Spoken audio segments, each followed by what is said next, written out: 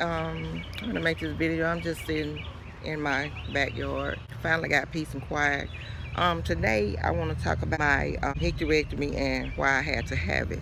There are different symptoms that everyone have, but with mine, it started pretty much with my stomach hurt. Having sex, it didn't hurt like most people say it do. The cyst had got so big too, I'm pretty much pressing on my main nerve, and it would cause pain from like my head to my toe. And I would take I would take ibuprofen, all the best over-the-counter medicine. The pain never subsided. So that left me to have to start going to the doctor. So I started going to the doctor, and then they would give me pain medicine like Naproxen. The pain kept ignoring those normal painkillers. So I was like, okay. I said, I got to go back to the doctor and let them know that the medicine's not working. So every time I would go to the doctor, they would give me bigger doses or whatever. But that still didn't work. So I went on years and years and years. So I'm not paying no attention to it. You know, they would treat me for like kidney infections, in which I did keep a kidney infection anyway. So they was treating me for that. But they ran tests. They couldn't find nothing. They did sonogram. Couldn't find nothing there.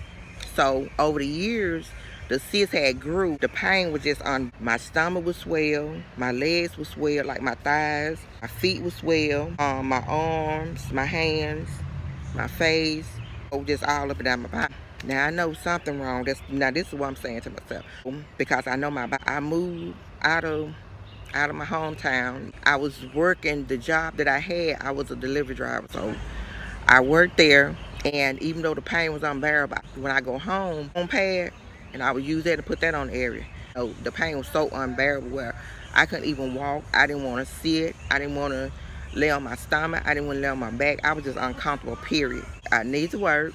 I also knew that I couldn't work. I would go to the doctor. You know, on my day off, I would go to the doctor.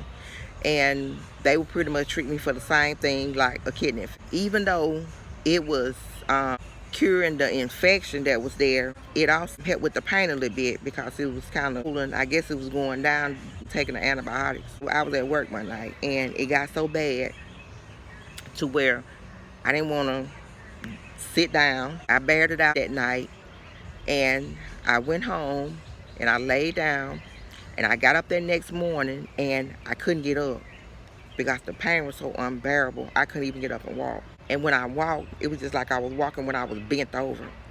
I couldn't stand up straight because if I did, you know, it's just like sharp pains just from head to toe. When I wasn't doing nothing, I would like sit down all the time. And when I was cooking, I had to cook. I had to put my food on. I had to go sit down, get back up to see about it. And I had to constantly do that until my meal was complete. You know, like I say, it got real bad one night. So I had to go to the emergency room.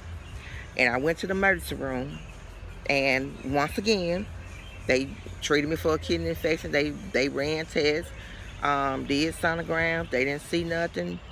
Nothing didn't show up, but I was swollen, but they didn't know where the infection and what was causing me to swell. Once again, they treated me for a kidney infection. That's normal, you know, to have a kidney infection, but I knew I had stopped drinking pops. I had stopped drinking juice. I was drinking only water. So that's when I pretty much realized that something else was going on. Okay, so I toughed it out. It got so bad to where I had to leave my job because I couldn't stand up. It wouldn't allow me to be able to walk around, stand up, because my body was in so much pain. Like I say, when that pain hit my body, it's from head to toe, and I'm literally bent over walking. Or if I'm close to like a counter or something, I would like bend over the counter, whatever. But it had got so frustrating. Something was wrong, but I didn't know exactly what because I wasn't expecting that. I moved back to my hometown, probably about 3 months, and it got real bad again, and this time it got real. I had to have help, you know, getting up, sitting down.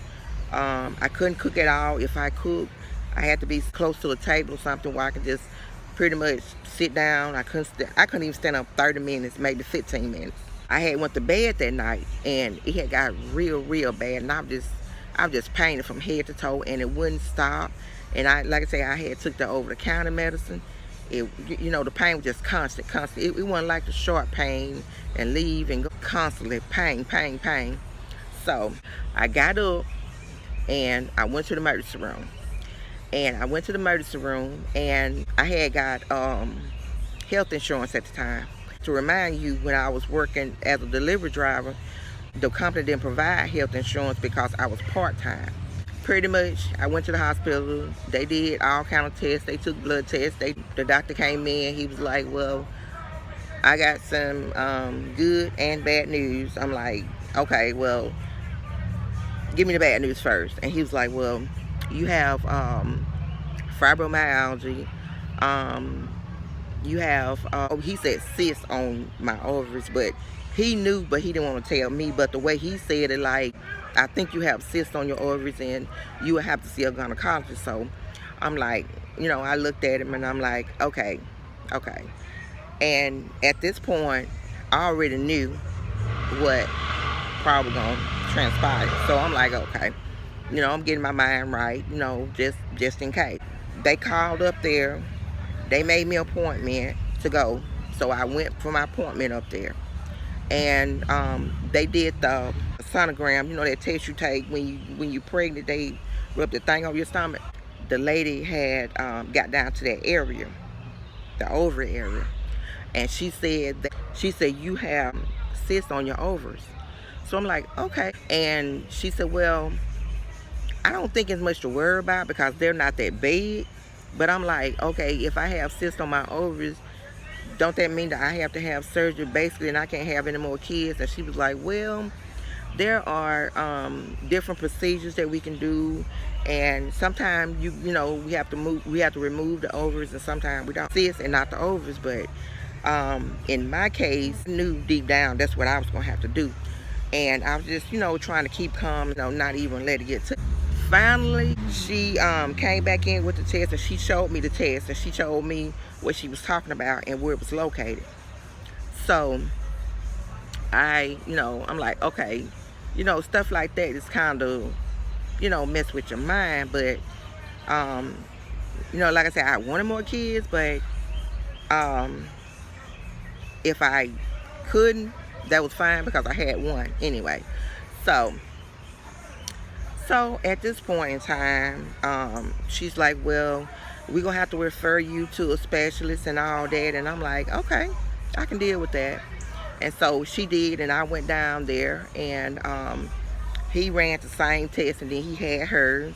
He looked, he was like, yeah, he said, like, they're pretty big. And this is like 2 or 3 weeks after I seen the gynecologist, and now I'm seeing a specialist. They were small, the size of a quarter, and in 2 or 3 weeks time, it had grew to the size of grapefruits. Then I kind of understood why I was having so much pain, because everything was like swollen, and then it was pressing against my nerves, and that was causing pain from my head to my toe. And then the specialist, we went down there, we talked to him, and at the time I was married, so we both had to go, me and my husband. And we went down there, well, my husband at the time, we went down there, and he had talked to us both. And he said, well, first he talked to me. He asked him to leave the room, and he talked to me. And I was like, well, with the size of those things, and then I'm in pain, and I would like to have the surgery because I already had one child. We'll bring him back in the room with us, and we'll talk to him about it. He called him in, and he pretty much explained everything to him that he explained to me. And he was like, well, and I looked at him, I'm like, whether you say yes or no, I am in pain, and I'm gonna make this decision, and I'm gonna make it happen because I'm in pain. My ex was like, well, who at that time, he was like, okay, we're gonna have the surgery since she won't. The doctor left the room, and then me and him was talking stuff. And then the doctor came back up in there and gave us our appointments to come back and have the surgery. And so after then, I went and had the surgery. And the surgery went well and everything. So I had my surgery. I was supposed to stay 3 days, but I stayed 5. Reason why I had to stay 5, because you know, when you have your surgery, your organs have to wake up. And once your organs wake up and start performing, then they'll let you come home. On that 5th day, the nurse had came up in there and she was like, "You still here?" I said, "Yes, I'm still here." And she, you know, she asked me why, and I told her. And she was like, "Well, let me go get you some prune juice." And I said, "Well, if you go get me some prune juice, is it guaranteed that I will go to the bathroom?" And she was like, "Yes." So she went and got me some prune juice. She brought it back. She brought me 2 little bitty cups. She brought it back. So I drunk one when she brung it, and then I drunk one before I went to bed. And sometime during the night, it had started working. So, you know, when you have surgery like that, every time you go to the bathroom and the doctor's not there or he's not on call, you have to let the nurse know, or the, you know, the registered nurse, or whoever's on available, you know, care attendant. So that's what I did. And when he came in that morning, and he was like, "Well, since you made prove, man, you know, you can go home," and read me all what I need to do once I get home, what I need to eat, and what medication I need to pick up that he called and called into the pharmacy. And I was like, "Okay." And he said, "When you leave here," he said, "you have to go to the pharmacy and get this medicine, because," he said, "on your way home, you're going to need it." And he said, "When you get it," he said, "you take one before you leave. And then he said, when you get home, you take them as prescribed." So that's what I did. And still to this day, I don't have no problem. I don't have no kidney infection. My body's good. My estrogen is good. It didn't affect nothing. Other than I can't have kids, but everything else worked fine. And it just, you know, it was like hard at first, because, you know, things go through your mind, you know, what could have happened or whatever. But I didn't let that worry me. So I just started back living my life. And, you know, just, you know, when kids come around, I just interact with them and play with them and talk to them. And I found the more that I did that, that was my therapy. The more I did that, the better I got. So now, when I see infants or I see toddlers, it don't bother me about not being able to have another child, because I know that I can't. So it was basically a mental thing. But now I'm good. I really don't. It don't bother me. And like I said, you know, I try to, you know, stay focused on what I need to do, and don't let my mind, you know, wander about different things. What if, what could have happened, and stuff like that. I just take it as it is. And now I live my life wonderful. My life is great, you know, because that, I wouldn't wish that on my worst enemy. That is the worst pain you can feel. I don't care what nobody say. I don't wish that on nobody, because it really hurts. It really, really hurts, because it seems like every organ in your body is swollen and it hurts. And that main nerve, that's the biggest nerve in your body. And if anything lay on it, it will cause pain throughout your body. Not the sharp pains, but I mean pain. Pain. But I'm, like I said, you know, I'm doing good now. Living good. Ain't got to worry about no pain. I, you know, sit down, get up, lay on my back, lay on my stomach. Everything fine. But until the next video, have a great day.